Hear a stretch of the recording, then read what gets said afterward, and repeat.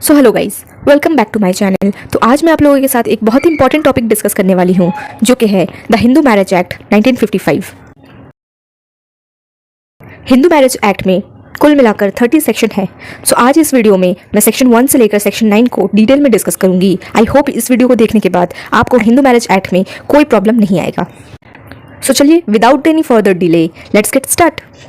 सबसे पहले है सेक्शन 1, जो कि बात करता है शॉर्ट टाइटल एंड एक्सटेंट, यानी कि इसका टाइटल क्या है, कितने दूर तक है। सो पहला है सेक्शन 1 का सब सेक्शन 1 बताता है कि दिस एक्ट में be called the Hindu marriage act 1955। इस एक्ट को क्या नाम दिया गया है? Hindu marriage act 1955। दूसरा सेक्शन ये कहता है that it applies to all Hindus of India and Indian Hindus living outside India. मतलब कि ये जो एक्ट है ये सारे हिंदुओं पर अप्लाई होता है जो कि इंडिया में रहते हैं, या फिर कोई ऐसा हिंदू है जो कि इंडियन हिंदू है, यानी कि इंडिया का है बट वो आउटसाइड टेरिटरी यानी इंडिया के बाहर रहता है। सो ऐसे किसी भी हिंदू पर जो आउटसाइड टेरिटरी या आउटसाइड इंडिया रहता है उस पर भी ये हिंदू मैरिज एक्ट अप्लाई होगा। नेक्स्ट है सेक्शन 2। सेक्शन 2 ये कहता है कि ये एक्ट अप्लाई होगा किसी भी ऐसे इंसान पर जो कि हिंदू है, चाहे वो किसी भी टाइप का हिंदू हो, इंक्लूडिंग वीरशैव या फिर लिंगायत या फिर ब्राह्मण या फिर आर्य समाज। मतलब ये कोई भी हिंदू जो इस किसी भी कैटेगरी में बिलोंग करता है उसे हम हिंदू ही कहेंगे। क्लॉज बी कहता है उस इंसान को जो कि बुद्धिस्ट है या फिर जैन है या फिर सिख बाई रिलीजन है, इन्हें भी हम हिंदू ही कहेंगे। क्लॉज सी कहता है कि कोई भी ऐसा इंसान जो कि मुस्लिम नहीं है, ना ही क्रिश्चियन है, ना ही फारसी है और ना ही यहूदी है बाई रिलीजन, ऐसे इंसानों को भी हम हिंदू ही कहेंगे। अब सेक्शन 2 का एक्सप्लेनेशन पार्ट देखते हैं। एक्सप्लेनेशन ये कहता है कि चाहे कोई भी ऐसा बच्चा, चाहे वो लेजिटिमेट या फिर इलेजिटिमेट यानी कि जायज़ या फिर नाजायज़ हो, बट अगर उस बच्चे का दोनों ही पेरेंट्स यानी कि माँ और बाप दोनों ही हिंदू है, बुद्धिस्ट है, जैन है या फिर सिख है, तो उस बच्चे को हम हिंदू ही कहेंगे। नेक्स्ट क्लॉज बी ये कहता है कि कोई भी ऐसा बच्चा, चाहे वो लेजिटिमेट हो या फिर इलेजिटिमेट, उसका कोई एक पेरेंट हिंदू होना चाहिए या फिर बुद्धिस्ट, जैन, सिख कुछ भी है, बट उस बच्चे को जिसके कोई एक पेरेंट हिंदू है और अनदर पेरेंट कोई और रिलीजन का है, बट उस बच्चे को ऐसी कम्युनिटी, ट्राइब या फिर ऐसी फैमिली में रखा गया है जहां पर उसे पूरी तरीके से हिंदू रिलीजन फॉलो करवाया गया है, सो उस बच्चे को भी हम हिंदू ही कहेंगे। या फिर कोई ऐसा पर्सन जो कि कन्वर्ट हुआ था किसी और धर्म पे, फिर उसने वापस से हिंदू धर्म को अपना लिया या फिर बुद्धिस्ट धर्म को अपना लिया, तो ऐसे भी इंसानों को हम हिंदू ही कहेंगे। सो गाइस, अब बात करते हैं सेक्शन 3 की। सेक्शन 3 जो कि डेफिनेशंस की बात करता है। डेफिनेशन मतलब इस जो एक्ट हिंदू मैरिज एक्ट 1955 में जितने सारे ऐसे लीगल टर्म्स यूज हुए हैं जिसका डेफिनेशन एक नॉर्मल इंसान ऐसे समझ नहीं सकता, उन सारे टर्म्स का डेफिनेशन सेक्शन 3 में गिवन है। सो सेक्शन 3 का क्लॉज ए ये कहता है कस्टम एंड यूसेज। अब ये कस्टम क्या होता है? कोई भी ऐसा रूल एंड रेगुलेशन जिसको एक लॉन्ग पीरियड से फॉलो किया गया है, उस ऐसे कस्टम, उस ऐसे नियम को जो कि यूनिफॉर्मली और कंटिन्यूसली यानी कि लगातार और बिना रुके फॉलो किया गया है, उस ऐसे नियम को हम कस्टम कहेंगे। और इस कस्टम को हिंदू लॉ में भी माना गया है। बट कस्टम की कुछ शर्त है, जैसे कि प्रोवाइडेड में आप देख सकते हैं कि अगर कोई ऐसा कस्टम है जो कि अनरीजनेबल है या पब्लिक पॉलिसी को इन्फ्रिंज करता है, सो अगर कोई ऐसा कस्टम जो कि पब्लिक पॉलिसी के खिलाफ है, ऐसे कस्टम को हम कस्टम नहीं मानेंगे। या फिर कोई ऐसा कस्टम जो कि चलते चलते रुक गया या फिर छोड़ दिया गया, फिर उसको बाद में कंटिन्यू किया गया, फिर छोड़ दिया गया, तो ऐसे किसी कस्टम को भी हम कस्टम नहीं मानेंगे। सो नॉर्मली कस्टम का यही मतलब हुआ कि कोई ऐसा रिवाज जिसे हम सदियों से फॉलो करते आ रहे हैं और वो फॉलो करते करते ऐसा एक रिवाज बन गया है जो कि अब मैंडेटरी हो चुका है। फॉर एग्जाम्पल सप्तपदी यानी कि 7 फेरे, सिंदूर लगाने को भी एक हम कस्टम कह सकते हैं।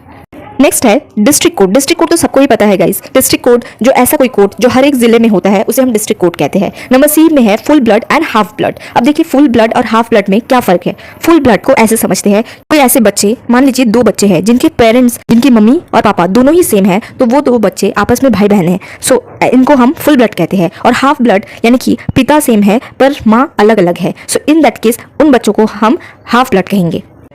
सो आई होप गाइज आपको full blood and half blood समझ आया होगा। फुल ब्लड मतलब अपने भाई बहन यानी कि बोथ पेरेंट्स हमारे सेम है, और हाफ ब्लड तब होता है जिसे हम सौतेले कहते हैं, यानी कि सौतेला तभी होगा कि जब पापा तो सेम है दोनों बच्चे के बट माँ अलग अलग है, तब भाई बहनों को हम हाफ ब्लड कहेंगे। अब नेक्स्ट देखते हैं यूटेराइन ब्लड। यूटेराइन ब्लड का मतलब ऐसे कोई भाई बहन जिनके फादर अलग अलग है बट मदर सेम है, सो इन दैट केस अगर माँ एक है और फादर 2 है, अलग अलग है दोनों के, सो इन दैट केस उन दोनों बच्चों को यूटेराइन ब्लड कहा जाएगा।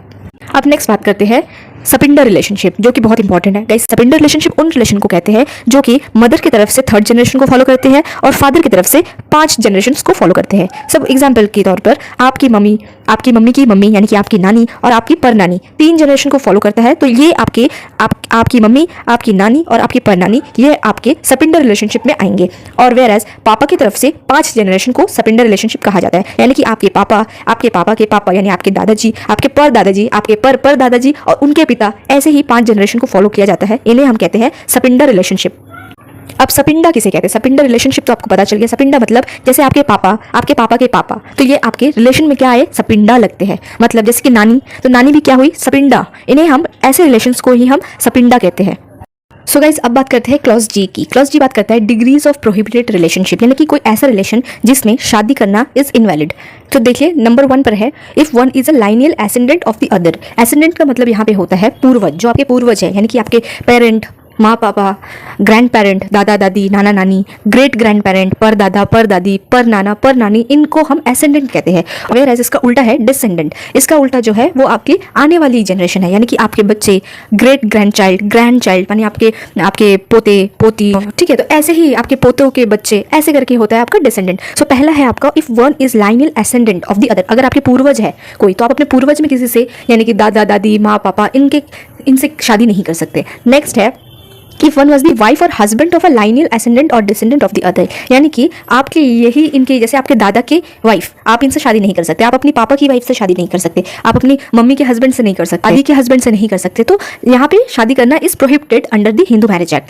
थर्ड है if one was the wife of the brother, यानी कि भाई की वाइफ, आपके बड़े भाई, आपके छोटे भाई या फिर कजन की वाइफ से भी शादी नहीं कर सकते, ठीक है। इसके बाद है फादर और मदर्स ब्रदर, यानी कि पापा या मम्मा के भाई, यानी कि आपके मामा भी हो सकते हैं, चाचा भी हो सकते हैं, आप इनसे भी शादी नहीं कर सकते, मामा चाचा से, ठीक है। इसके अलावा ग्रेट ग्रैंडफादर्स और grandmother's brother of the other, यानी कि दादा दादी के भाई बहन, इनसे भी आप शादी नहीं कर सकते हैं। इसके अलावा नंबर 4 पे है अगर आप भाई बहन लगते हैं, ठीक है, अगर आप भाई और बहन रिलेशनशिप में आते हैं, या फिर अंकल एंड निस, चाचा भतीजी, ठीक है, मामा भांजी, अगर ऐसे रिलेशनशिप में आते हैं, या फिर आंट और नेफ्यू में आते हैं, ठीक है, चिल्ड्रन और ब्रदर, आपके बच्चे, या फिर कोई भाई बहन, उनके भाई बहन, इन सब में हिंदू मैरिज एक्ट में प्रोहिबिटेड रिलेशनशिप के अंडर आता है, यानी कि इन सारी चीज में मैरिज इज नॉट अलाउड। और इसके अलावा एक्सप्लेनेशन पार्ट देखें तो उसमें लिखा हुआ है कि रिलेशनशिप बाय हाफ और यूटेराइन ब्लड, विच मीन्स कि हाफ और यूटेराइन ब्लड, यानी आपके सौतेले भाई बहन से भी आप शादी नहीं कर सकते, या फिर आप अपने भाई बहन से भी शादी नहीं कर सकते। इसके अलावा अगर आपके ब्लड रिलेशनशिप सौतेले में ही क्यों ना आ जाए, चाहे वो लेजिटिमेट हो या फिर इलेजिटिमेट हो, अगर जायज़ हो या फिर नाजायज़ हो, बट अगर आपका ब्लड रिलेशनशिप में वो भाई बहन लगते हैं, ठीक है, या फिर मामा चाचा, ठीक है, मतलब दादा दादी, कोई भी हो, अंकल आंटी, कोई भी, अगर सौतेले भी लगते हैं, फिर भी marriage is not allowed under the Hindu marriage act. और इसके अलावा relationship by adoption as well as by blood, अपने खून के रिश्ते हो या फिर अडॉप्शन के थ्रू में भी अगर रिलेशन, जैसे अडॉप्ट कर लिया गया, भाई बहन अडॉप्शन में मिले, ठीक है, तो इन दैट केस भी आप शादी नहीं कर सकते।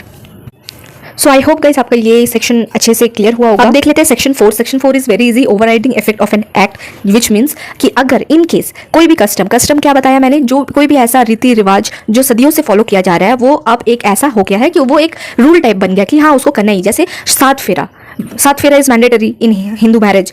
इसके अलावा मांग भरना, सिंदूर लगाना, this is also a custom, this is not law, ये कानून नहीं है, बट ये कस्टम है जो अब लॉ की तरह बन चुका है, यानी ये करना जरूरी है, ये रीति रिवाज बन चुका है। सो कोई भी अगर ऐसे इन केस अगर ऐसा होता है, सेक्शन 4 कहता है कि अगर कोई भी हिंदू लॉ यानी कि हिंदू मैरिज एक्ट में जो कानून दिए गए हैं शादी से रिलेटेड, अगर उसमें और कस्टम में, किसी भी कस्टम और यूसेज में जो चीज़ सदियों से फॉलो किए जा रहे हैं, इसके बीच में अगर कॉन्फ्लिक्ट अराइज होता है, यानी कि किसको चूज किया जाए, इन दोनों में अगर किसी भी तरीके का डिस्प्यूट अराइज होता है, सो कौन जीतेगा, हिंदू लॉ जीतेगा या फिर कस्टम जीतेगा। सो ये सेक्शन 4 ये कहता है कि हिंदू लॉ ही हमेशा प्रिवेल करेगा, यानी कि हिंदू लॉ का जो अपना कंटेक्ट है, जो लॉ इसमें गिवन है, वही को फॉलो किया जाएगा, ना कि कस्टम को, इन केस अगर डिस्प्यूट अराइज होता है। तो गाइस अब बात करते हैं section 5 of the Hindu marriage act. Section 5 deal करता है हिंदू मैरिज, यानी कि condition for a Hindu marriage, मतलब एक हिंदू मैरिज होने के लिए, मतलब एक हिंदू विवाह होने के लिए क्या क्या कंडीशंस, शर्त क्या क्या दिए गए हैं, जिसको फॉलो होना बहुत ही जरूरी है, तभी एक शादी जो कि वैलिड कहा जाएगा। एक हिंदू मैरिज को वैलिड कहने के लिए ये जो कंडीशन गिवन है,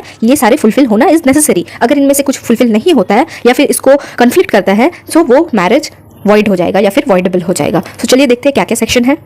तो चलिए देखते हैं क्या क्या कंडीशन है। पहला कंडीशन है neither party has a spouse living at the time of the marriage, which means जब शादी हो रहा है दोनों पार्टी के बीच, सपोज ए और बी, ए लड़का है, बी लड़की है।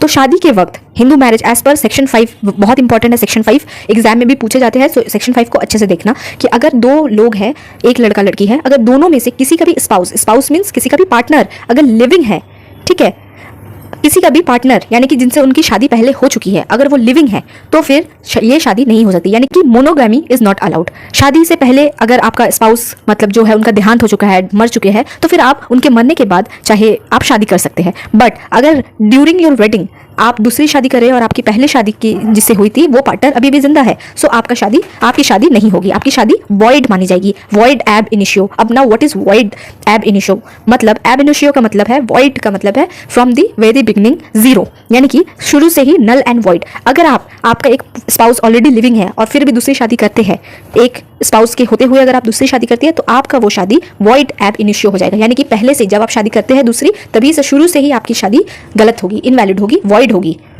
सो कंडीशन क्या है कि शादी के टाइम में आपका या फिर आपके न्यू पार्टनर जिससे आप शादी करें, दोनों में से किसी का भी कोई लिविंग स्पाउस नहीं होना चाहिए। अब दूसरा कंडीशन है at the time of marriage. शादी के टाइम पे किसी भी पार्टी का ए बोलता है that is incapable of giving a valid consent to it consequences of unsoundness of mind। अगर कोई भी एक पार्टनर, दोनों पार्टी के बीच में शादी हो रहा है, लड़का लड़की, तो दोनों में से कोई भी अगर एक ऐसा है जो अनसाउंडनेस ऑफ माइंड है, यानी कि जिसे समझ ही नहीं है, कंसेंट देने की कैपेबल ही नहीं है कि वो कंसेंट मतलब अपनी सहमति, अगर दोनों में से कोई भी एक पार्टनर ऐसा है जो कि कैपेबल नहीं है कंसेंट देने के लिए, या फिर वो अनसाउंडनेस ऑफ माइंड है, यानी कि उसे समझ ही नहीं है कि वो क्या कर रहा है, क्यों कर रहा है, बस कोई पागल है उसकी शादी करवा दे रहे हैं। सो अगर किसी पागल से किसी की शादी हो रही है तो वो शादी वॉइडेबल होगी, वॉइड नहीं होगी, वॉइडेबल होगी। ये चीज ध्यान रखिएगा, वॉइड अलग होती है। वॉइड इज कि पहले से ही वो गलत है, और वॉइडेबल का मतलब वो गलत नहीं है। हाँ, ये पार्टी के ऊपर दिया जाता है कि अगर वो पार्टी जो अच्छा है, जिसने कंसेंट दिया है, और जो पार्टी जिसने कंसेंट नहीं दिया है क्योंकि वो पागल है, तो जो पार्टी जो समझदार है, जो सही है, जो कंसेंट दे पा रहा है, उसके ऊपर डिपेंड करता है। अगर वो चाहे तो वो उस पागल के साथ रह सकता है, या फिर अगर चाहे तो उस पागल को छोड़ भी सकता है, शादी के लिए मना भी कर सकता है। सो ये वॉइडेबल है, मतलब अगर वो शादी के लिए राजी हो जाता है कि हाँ मुझे करना है इस पागल से शादी, सो ये शादी वैलिड मानी जाएगी। तो ये टोटली वॉइडेबल है उस पर्सन के ऑप्शन पे। अगर वो चाहे तो इस शादी को वैलिड कर सकता है, अगर वो चाहे तो इस शादी से मना कर सकता है। अब दूसरा कंडीशन है कि मान लीजिए कोई पार्टी है जिसने कंसेंट दे तो दी कि हाँ मैं शादी करना चाहता हूँ या चाहती हूँ, बट उसको कुछ मेंटल डिसऑर्डर है, यानी कुछ दिमागी प्रॉब्लम है, या फिर कोई इस हद तक उसको प्रॉब्लम है कि वो उस शादी से मतलब उस शादी को निभा नहीं सकता, या फिर उससे बच्चा नहीं आ सकता, उससे वो बच्चा पैदा करने के कैपेबल ही नहीं है कोई भी party. So in that case ये भी वॉइडेबल ही माना जाएगा। ठीक है, नेक्स्ट है आपका अगर इंसैनिटी, मतलब शादी के बाद ये पता चल रहा है कि उसको पागलपंती के दौरे पड़ रहे हैं। ठीक है, तो ये भी क्या होगा, अगर उस इंसान को शादी में पता चल रहा है कि उसको दौरे पड़ते हैं, अटैक ऑफ इंसैनिटी होता है, तो ये भी वॉइडेबल होगा, उस पर्सन के ऑप्शन पे छोड़ा जाएगा जो ये जानते हुए कि ये पागल है फिर भी शादी कर रहा है।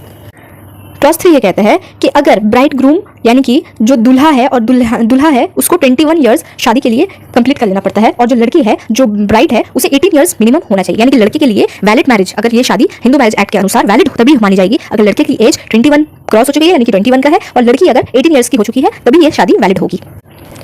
नेक्स्ट है कि अगर वो पार्टी प्रोहिबिटेड रिलेशनशिप के अंडर में आते हैं। प्रोहिबिटेड रिलेशनशिप जैसे कि मैंने आपको बताया कि भाई की वाइफ, मामा, चाचा, दादी, दादा, दादी, ठीक है, पेरेंट, ग्रैंड पेरेंट, कोई भी सौतेले हो या कोई भी, तो ऐसे रिलेशनशिप के अंडर आते हैं जो कि प्रोहिबिटेड बाय लॉ है, यानी कि सेक्शन 3 क्लॉज जी के अंडर अगर वो प्रोहिबिटेड रिलेशनशिप के अंडर आता है और ऐसे रिलेशन में अगर शादी करते हैं, so as per the Hindu marriage act वो शादी वॉइड होगी। बट यहाँ पर एक एक्सेप्शन दिया गया है। एक्सेप्शन मतलब कि आप इन केस में अगर आपके कस्टम में, अगर आपके रीति रिवाज में या फिर ऐसा कुछ लिखा हुआ है कि आपको वहां से आपके कोई कस्टम के थ्रू आपको इजाजत मिल गई है कि हाँ आप ये शादी कर सकते हैं, तब आप कर सकते हैं। नेक्स्ट है अगर पार्टी अगर सपिंडर रिलेशनशिप में आते हैं तो भी ये वॉइड हो जाएगा, यानी कि आप शादी नहीं कर सकते। फिर वही बात, जब तक आपके कस्टम में आपको परमिशन नहीं मिल जाता, यानी आपके कस्टम, आपके रीति रिवाज के अनुसार अगर ऐसा है कि आप शादी कर सकते हैं तो ही आप कर सकते हैं, तभी वो शादी वैलिड मानी जा सकती है। बट अगर सपिंडर रिलेशनशिप में आते हैं, so as per the Hindu marriage act आपकी वो शादी वॉइड मानी जाएगी। सो गाइस, अब बात करते हैं सेक्शन 7 जो कि बोलता है ceremonies for a Hindu marriage, यानी कि जो रीति रिवाज फॉलो किए जाएंगे हिंदू मैरिज में। तो एज पर द ये law, as per the Hindu marriage act आपको सेक्शन 7 के अनुसार इस सेरेमनीज को भी फॉलो करना पड़ेगा। वो सेरेमनी क्या है, उसे हम कहते हैं सप्तापदी, दैट इज 7 फेरे, जो कि पवित्र अग्नि के सामने 7 फेरे लिए जाते हैं। उस पवित्र अग्नि के सामने जो 7 फेरे लिए जाते हैं उसी को हम सप्तापदी कहते हैं। तो सप्तापदी वन है सेक्शन 7 में। सो आप इसे देख लीजिएगा, ये आपका सेरेमनी है। सो गाइस अब बात करते हैं section 8 of the Hindu marriage act. Section 8 बात करता है रजिस्ट्रेशन प्रोसेस। ठीक है, सो रजिस्ट्रेशन प्रोसेस कैसा होता है? रजिस्ट्रार ऑफिस, जो हिंदू मैरिज रजिस्ट्रार ऑफिस है, वहां पर आपको जाना पड़ेगा। स्टेट गवर्नमेंट जब चाहे इसमें अपने तरफ से रूल ऐड कर सकते हैं, सारा सब कुछ स्टेट गवर्नमेंट के हाथ पे है। सो यहाँ पर बताए गए जो पर्टिकुलर्स रहेंगे, ठीक है, रजिस्ट्रेशन सर्टिफिकेट अगर आपको चाहिए, आपने शादी की है, आपको उसको रजिस्टर करना है। सो उसमें जो पर्टिकुलर्स गिवन रहेंगे, जो शर्त रहेंगे, वो सारा आपको फिल करना पड़ेगा, तभी आपको मिल जाएगा। और इसका सबसेक्शन 2 ये कहता है कि अगर आप वायोलेट करते या फिर कॉन्ट्रावीन करते यानी फिर कुछ उल्टा सीधा करते हैं, तो आपको 25 रुपये फाइन देना पड़ता है। फर्दर ये कहा गया है जो रूल्स नियम कानून जो इसमें बनाए गए हैं वो सारे स्टेट लेजिस्लेचर में प्रेजेंट होने चाहिए। नेक्स्ट ये कहा गया है कि मैरिज को जो आप रजिस्टर करते हैं ये ओपन फॉर पब्लिक इंस्पेक्शन, यानी कि पब्लिक कोई भी चाहे तो इसको इंस्पेक्ट, आपकी शादी को इंस्पेक्ट कर सकता है, यानी कि जांच कर सकता है कि आपकी शादी वैलिड है कि इनवैलिड है। कोई भी चाहे तो जांच कर सकता है और इसको एज अ सबूत, एज अ एविडेंस कोर्ट में भी यूज किया जा सकता है। ठीक है, इसके बाद आखिर में ये कहा गया है कि हिंदू मैरिज जरूरी नहीं है कि रजिस्ट्रेशन कंपलसरी नहीं है, आप चाहे तो रजिस्ट्रेशन करवा सकते हैं, वो एक सबूत होता है, एक्स्ट्रा एविडेंस रहता है आपकी शादी का लीगल, और अगर आप नहीं भी करवाते फिर भी तो आपकी शादी वैलिड मानी जाएगी। बात करते हैं गाइस लास्ट सेक्शन की, but not the least, that is restitution of conjugal rights and judicial separation. ठीक है, अभी बात करते हैं section 9। Section 9 is very easy and one of the most important section of this act. ठीक है, सो restitution of conjugal rights. तो देखिए रेस्टिट्यूशन ऑफ कॉन्जुगल राइट्स क्या होता है, इसमें है कि अगर हस्बैंड या वाइफ, आइदर लिखा हुआ है, देखिए व्हेन आइदर द हस्बैंड और द वाइफ, हस्बैंड या वाइफ दोनों में से ही कोई भी शादी के बाद without giving any reasonable excuse, यानी कि कोई भी रीजनेबल एक्सक्यूज दिए बिना अगर विड्रॉ कर जाते हैं, यानी कि सोसाइटी छोड़कर चले जाते हैं, मतलब अपने हस्बैंड के जो एरिया है, हस्बैंड का घर, या फिर वाइफ अगर हस्बैंड का घर छोड़कर चली जाती है, या फिर हस्बैंड बिना बताए वाइफ को छोड़कर चला जाता है। ठीक है, सो इन दैट केस जो अग्रीव पार्टी, अब देखिए अगर सपोज हस्बैंड वाइफ है, हस्बैंड क्या छोड़कर चला गया वाइफ को, ठीक है, बिना बताए, कोई रीजनेबल एक्सक्यूज नहीं, कोई झगड़ा नहीं, कुछ नहीं, बिना बताए भाग गया।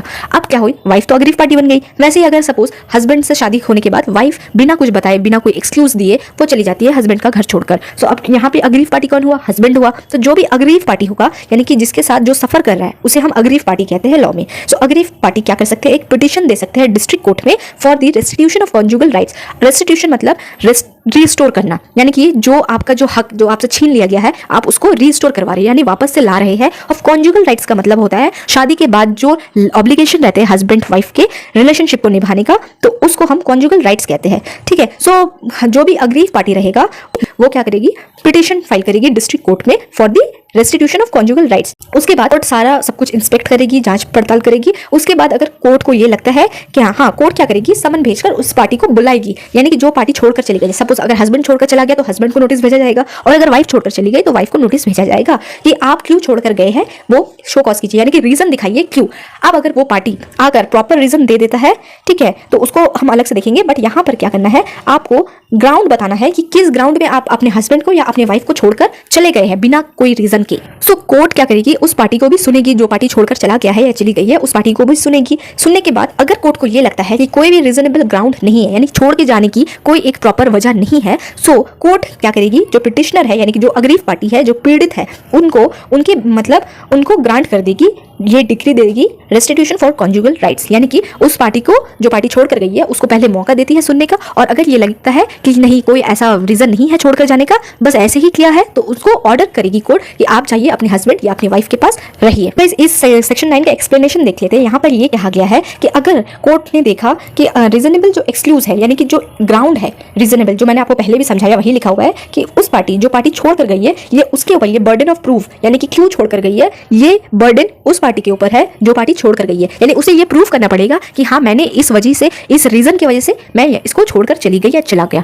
ठीक है, सो किस पार्टी को प्रूफ करना पड़ेगा, एक्सप्लेनेशन में यही सिंपली बताया गया है कि जो छोड़कर जाएगा या जाएगी, ठीक है, तो वही बंदा या वही बंदी क्या करेगी, कोर्ट पर ये बताएगी, प्रूफ करेगी ये रीजन था, इसीलिए मैं अपने हस्बैंड को या अपने वाइफ को मैं छोड़कर चला गया।